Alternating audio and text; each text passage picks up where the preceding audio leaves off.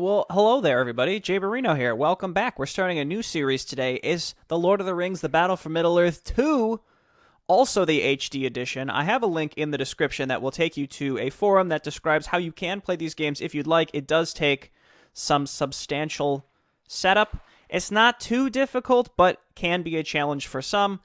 I am unable to answer questions for you, but if you would like to try to follow the instructions that I have linked, there is a way you can play this game. That is how I am playing it. Anywho, this is the second game.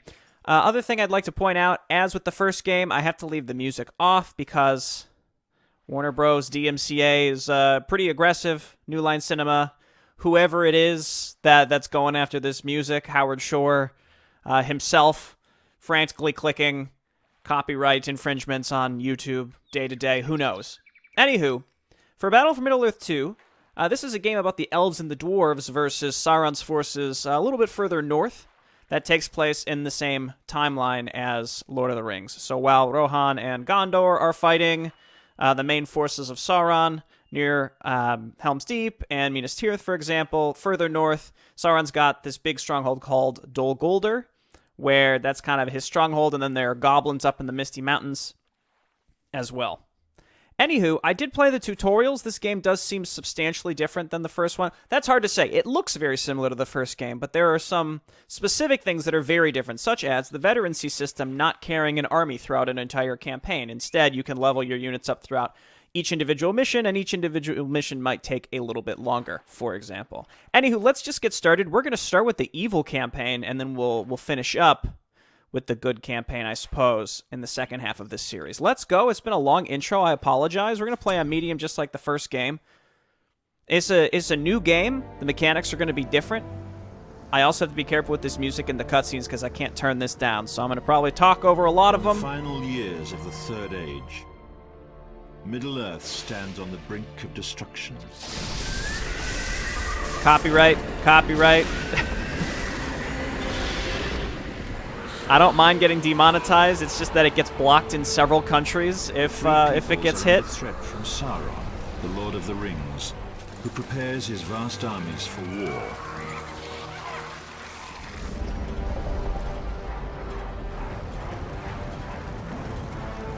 Copyright. I'm so sorry, everybody. I know. I'm not happy about it. As long as I talk like once every few seconds. At this late hour, the leaders of elves, dwarves, and men come together at the Council of Elrond to decide. Look, we all know the story. This happened in the films and the books. We've either all read them or seen the films. We know. After the Fellowship is assembled and heads south to destroy the source of Sauron's power, the remaining leaders prepare for Copyright. the Dark Lord's assault upon the northern lands. What I'm looking forward to about this game is it's going to expand on a lot of races have always had little trust for each other. in-universe expansions. And fight a common enemy.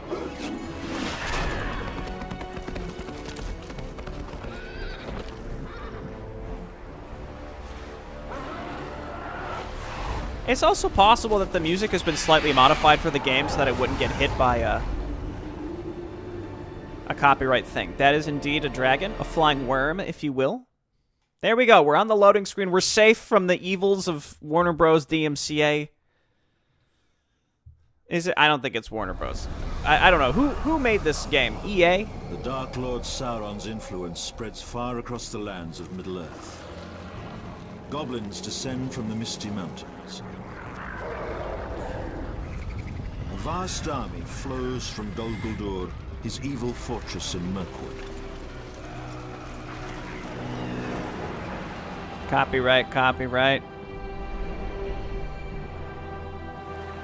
Google DeepMind, there's nothing to see here, I promise you. Begins in Lotr, where the host from Dol Guldur intends to crush the elves who have long lived in their nearby enchanted forest.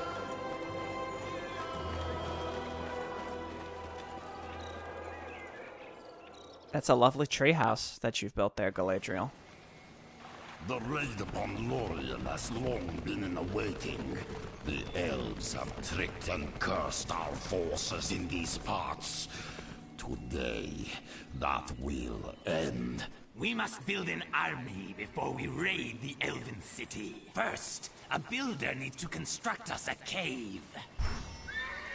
Okay, so now we have workers. You do what you're told. And we can build anywhere. It's very exciting. You know what to do. So we're not connected to these hubs anymore. We have hubs that are for defenses around our main town center, what have you, a fortress. Looks like we already have a cave. I think the caves connect to one another, so you can warp between them, which is pretty neat. Yes, the Goblin Cave is complete. Build our hordes of goblins for the attack on Lorien. Strong versus pikemen, strong versus infantry. I mean, how about we just make archers? Because that seems way better. Also, supposedly you can pay to just upgrade the buildings now instead of having to make trash units to upgrade buildings. So, again, since our army doesn't carry from mission to mission, I don't think that's going to be as important. We'll check out our ring powers here momentarily as well after we make some units. These squads are huge. These squads are absolutely huge. Now, because veterancy is less important across an entire campaign, I will probably enjoy playing the evil faction a lot more because it fits more into the paradigm of the game. Again, the first game, a very strong suit, in my opinion, was the way that you could carry your army forward. Mordor faction didn't really work that well with that. Build 2 goblin hordes from the cave. I think we can handle that, unless the archers don't count as goblin. I think so. Dude, the warriors are really cheap. We can get a couple of those just to absorb some heat. Ready. Our tunnels will provide resources. With more of them, our riches will grow. Build us a second tunnel so that we may conquer this land. Sure. Oh no, that's a goblin cave. We want to do a tunnel. You know what to do. Tunnels generate resources. Yeah, and then the way that the resources work is you'll see there's like a percentage. See how there's a percentage next to the building? That's how good resource generation it produces for you. Honestly, I didn't even look at this one when I created it, but I'm sure it's fine. It seems like certain things obstruct. Use the tunnels to move our forces through Lorien quickly. First, move our forces into the tunnel. Then, choose another tunnel from which they will emerge.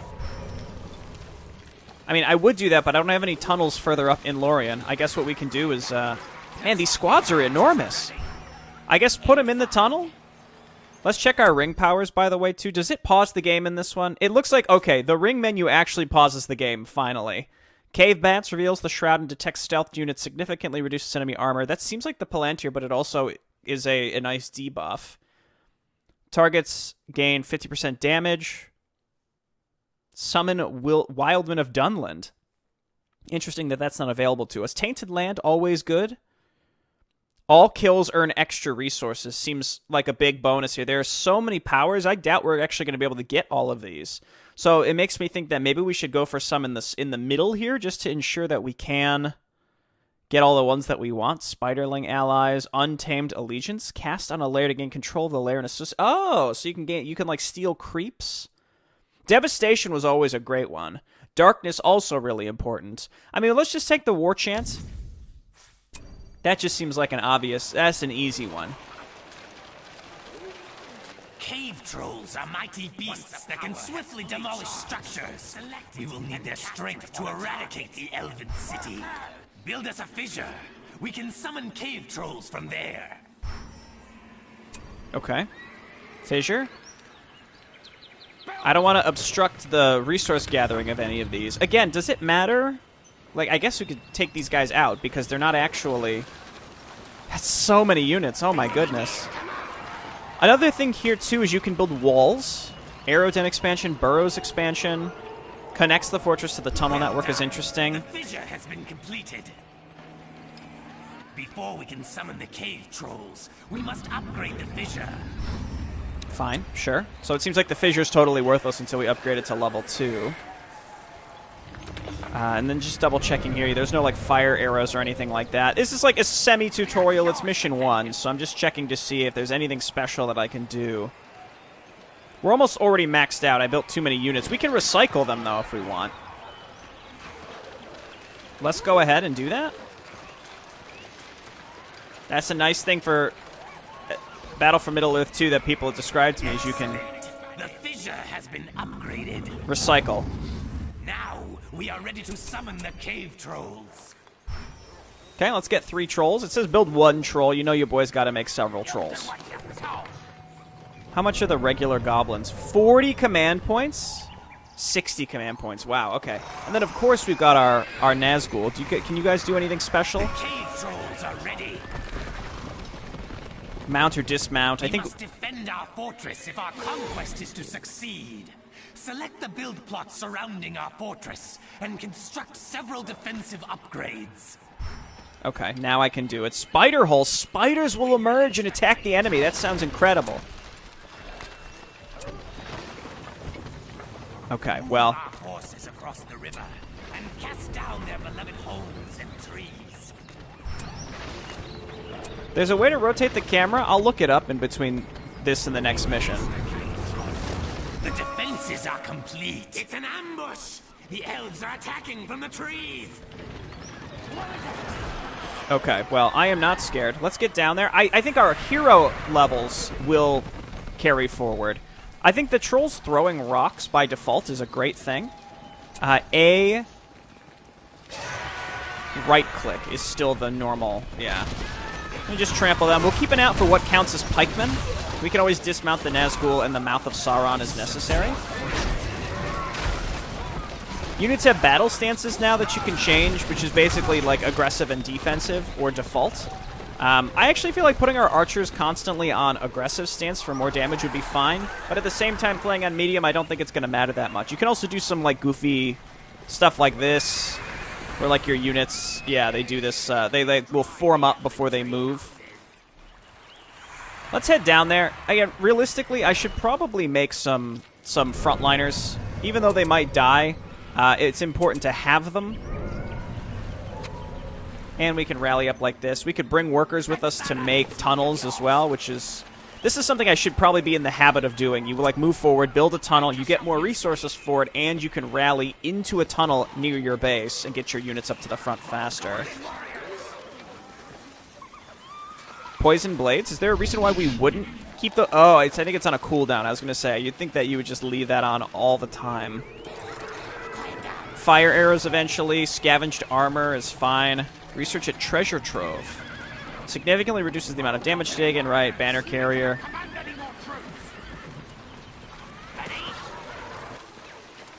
Okay, and we're maxed out.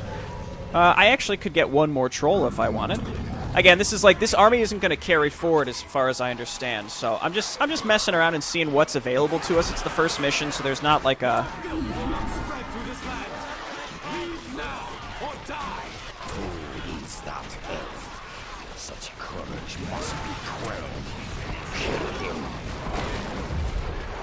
Okay, just keep pushing across. So it's a right click, not a left click for an attack move. In Battle for Middle-earth 1, when you click the ability, you have to right click to use it. There we go, there's getting some levels here. Halder's in there somewhere. He was supposed to die at Helm's Deep, but he's gonna get roasted here.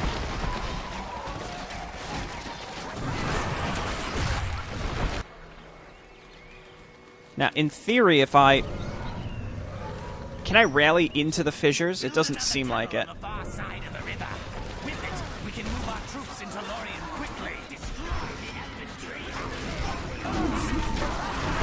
Get him back, get him back. I can resummon the Nazgul, that's okay. One of our leaders has fallen, but all is not lost, for they can be revived at the fortress. Slay him now. New bonus objective, somebody's died. Mouth of Sauron's pretty durable. This is looking good. Troll's doing a great job here. Let's go ahead and get some new archers out. Getting plenty of points.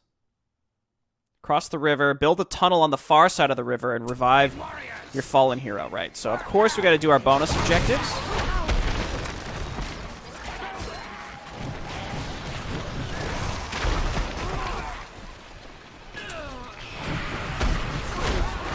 Okay, they roasted all of our archers, but that is perfectly acceptable. Our heroes are getting leveled back up.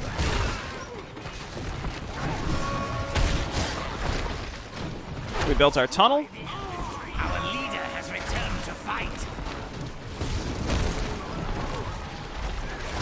Okay, and we're waiting for new archers to come out. We could just have them spawn here and then run them into the tunnels, or we just walk them over there, which we're not that far across the map. It's going to take me a while to get used to using the tunnels appropriately, but hopefully we'll be able to do it. Again, our trolls are starting to get leveled up here. That's nice. With their tree homes felled, they will find no place to hide. There, the stronghold of Lorien, Keras Galadon. Raise it to the ground.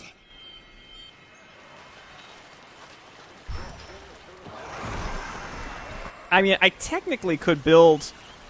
Like, if I'm leapfrogging forward to make these fissures, couldn't I just use my worker to make a goblin cave right here? Rather than... You know what I mean? Like, I feel like we're going to have more than enough money to do what we need to do here.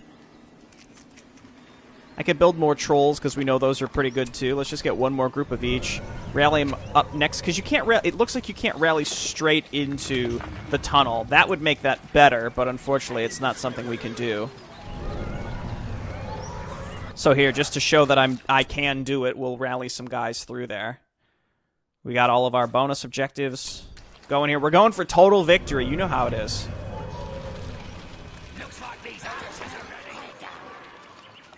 They did not...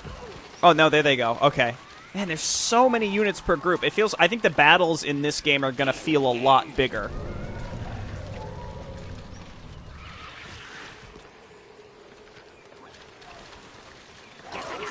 Okay, hop in there. So they're not... The elves aren't attacking us here. We also have another point. This scavenger ability just seems... obvious, I would say. You could summon a defensive tower out of nowhere. I feel like getting... Well, we can't get the Dunland warriors. I think we go scavenge. Again, it's just passive resource generation just for being aggressive, which I think I'm going to appreciate, especially as the evil faction. I wonder if ranged units in general are still going to be as ridiculously overpowered as they were in the original. For some reason, my tunnel can be leveled up as well. The tunnels increase your command point limit, but it seems like we're capped at 600. Because I just built this one up here, and it still isn't providing me anything. Nazgul providing frontline support, even if they die. We can resummon them from the fortress, so that's no problem. Let's take out some tree houses. Can I link together ranged and melee units like I used to? It looks like no. But that's fine. Because I feel like when you did that in the first game, it would make the melee units basically just absorb heat for your archers. They never were getting in there and dealing any damage. I didn't really prefer that as much. I definitely saw some elves hanging out up here. Again, this is a new game for me, keep in mind. It looks very similar, I understand, but it is definitely a different game. The macro elements specifically are different. A giant held captive. Free it, and it will help us destroy the elves. It's too late! The giant has been freed! Okay, cool. We have a giant now. We could use it to do close range attacks. I think we will have gotten credit for this already. Free all 3 giants. All right, we gotta be on the lookout for where they might be. I almost feel like having the trolls be on melee might be better, just because they'll survive I mean, they won't survive as long, but we need some frontline support for some of these units. I'm going to guess that this is the path that we need to go, so let's go down to the bottom left and look for the other giants. Is this a defensive structure? Is this I don't think this is shooting at me. Honestly, these ranged trolls in general seem incredible. You can get the jump on stationary enemy units and just start blasting away. And I'm kind of curious. I had a worker up here. Just get in there. I want to select a worker. Because I want a sense of what we can build. Getting lots of good XP. Looks like we're capped at 4. We can get all of our Nazgul and the mouths up to 4 as well. So tunnels, we know what it is. Lumber mill, we assume it's the same as in the first game. The giant has been freed! Trains and upgrades spiderlings and spider riders. Okay. Sentry tower, sure, sure. A treasure trove, which is upgrades. And then we can build more than one fortress. Honestly, creeping with fortresses seems like it'd be really strong, too. We're probably going to be restricted by resources. In the first game, you get to a point where your resources are so plentiful that it, like, doesn't even matter what you want to build. And also, like, your units are so veteran-seed at a certain point that you're never needing to build anything new because you're able to just move forward and win with what you start the missions with. I presume that this game is going to be a lot different, where we're starting every mission fresh. I think that is going to be a good thing. I enjoyed 1 for what it was, but I think 2 will be better in the sense that it will engage me a lot more as you get into the later stages of the game. It is shorter, though.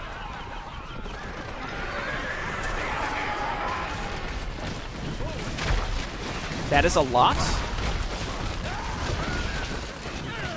And I'm just going to keep an eye out on the Nazgul and pull them back as they get roasted. Very nice. Again, the heroes are the ones that are tanking for us. We can remake normal goblins, but we're supply capped anyway, so it doesn't even matter. Keep it up there. Trampling seems just as effective as it was. Okay, these guys, maybe eventually we can build those ourselves. They're like long-range siege units. Not that we, again, really need them right now, but... So, like, let's hang out here, and then, for example, if we take these 2 giants and, like, bombard these guys from forever away. Like, look at that. They're very inaccurate, I see. Yeah, you better move.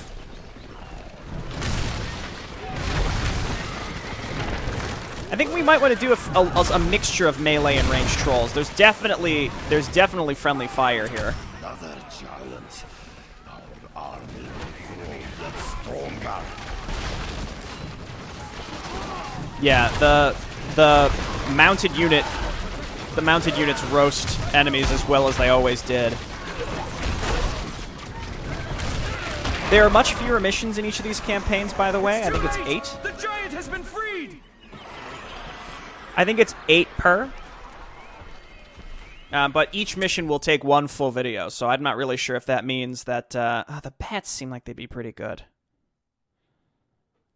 We could also save our points. Well, we need to get more here if we want to start getting to the lower levels here. Tainted Land is, I think kind of an obvious one as well. These are things that we definitely want and need. Anyway, what was I saying? Yeah, there are fewer missions, but they're probably going to be much longer, because we're not just starting with a full army and we're just going to move forward and absolutely roast everything. I don't think that's how this is going to work.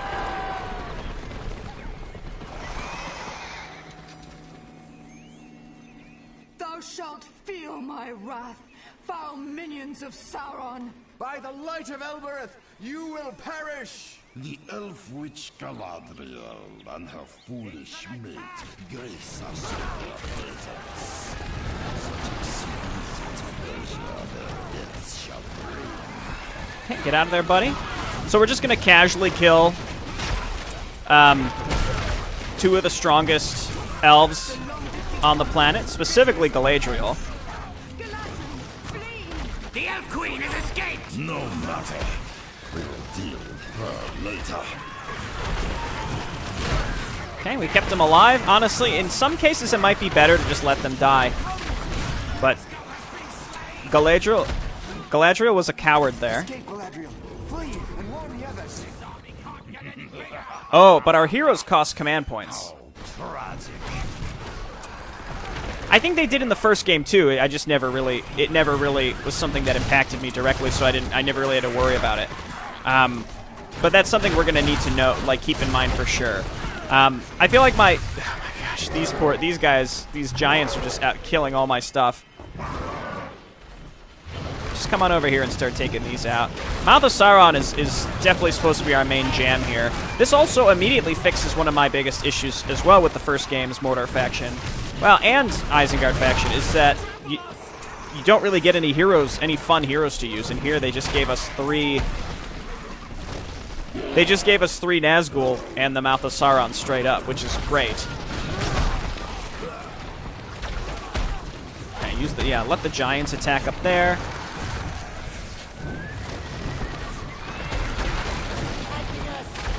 think it said they were 40 supply to use.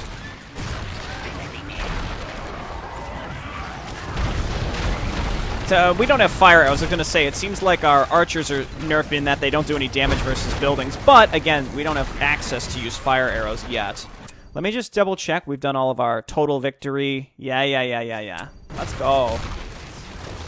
Just based on the first mission, I think I'm going to like this game a little bit more. I'm looking forward to it. Seems like the evil faction, at least, is going to have a lot more variety. And I don't know what the elves and the dwarves together are going to have going on for them, too. Dude, that Nazgul just got roasted by... Oh, he floated back up on his horse. All who oppose Sauron. Ah, we got Christopher Lee back as the announcer. Possibly just copy-pasted lines from the first game. Who knows?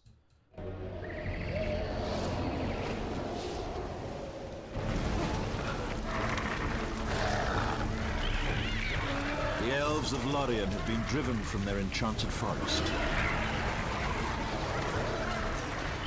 The tide of darkness from Dol Guldur will now spread to all of the northern lands. I think also because there's a we got a graph now too. You can always my graph is always going to go up early and then it's going to plummet later because I always just do so terribly in the late game in these games. I pop off early, got to do what you got to do to survive, and then it's like me trying to win desperately with my army. That's where I'm the weakest, is like when I have a huge offensive advantage and still struggle. More! Oh boy.